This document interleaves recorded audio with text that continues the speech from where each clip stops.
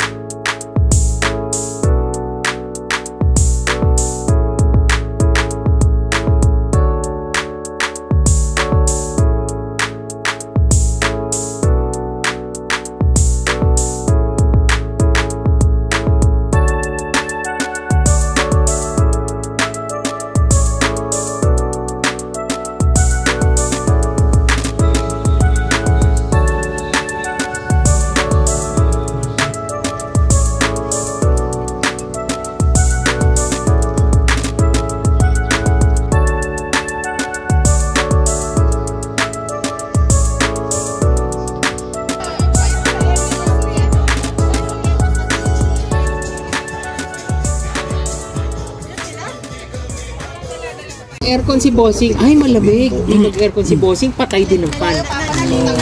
So iba ngayon, pagka yung mga naglalaban na minsan yung hindi parang dati analog lang ito lang ang logic. Ngayon merong ganun-ganun Yung iba pag umaahon sobrang lamig tapos in-off mo yung aircon mo.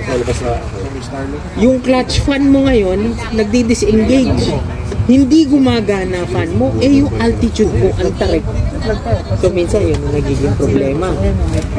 Na pag tinandaan mo naman yung paliktad naman pag nasa kapatagan ka mag-off-road ka, di ba? River crossing, di ba? Puwetya.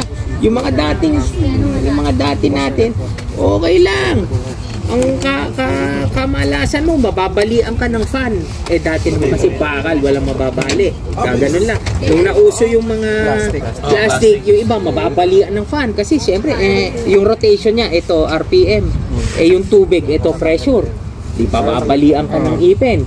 Okay lang yun. Minsan, nagkakaproblema minor. Pag naman nabali, engage ngayon, masastuck doon. Yung radiator fins mo, pwedeng magkagasgas. Okay lang yung gasgas, wag lang mabutasan. So, sinolve nila yon. Clutch fan ulit. Ganon na. Yung problema naman, pag nilusong mo yung modern na naka-clutch fan ka, tapos naka-aircon ka, nag-aaway sila. Magsisis ngayon yung ano mo. Di ba? Kaya minsan, tangin na pag-alsa mo ng river crossing, wala ka na aircon. Di ba? Parang gano'n. Tapos yung fan mo rin, nakatigil. Pagka hindi nag-reset agad, yun, tataasan mo. Kaya nga, yung iba, disable. O kaya nagdo-double fan na old school lang isa. Analog, para mga dati natin. Manual. Oo. Dapat talaga bisikleta nila. Yun. Sa ikaw unlad ng bayan, bisikleta. Mahilig din yung magmotor. Kasi nakakarating yan. Motor sa overlanding. Bisikleta, sabi ka kahirap. Bisikleta. Walang Bitek. alam mo na agad.